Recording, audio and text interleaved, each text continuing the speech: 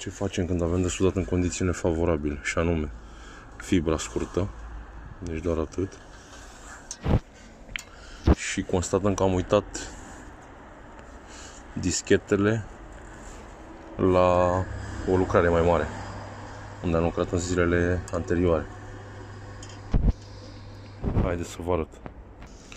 Am luat o bucată de cămașă de la un cablu FTP Cat6, da?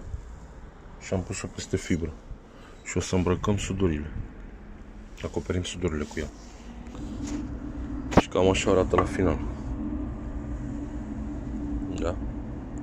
Nu e cea mai bună variantă, dar în momente delicate și de criză, asta e. Recurgem și la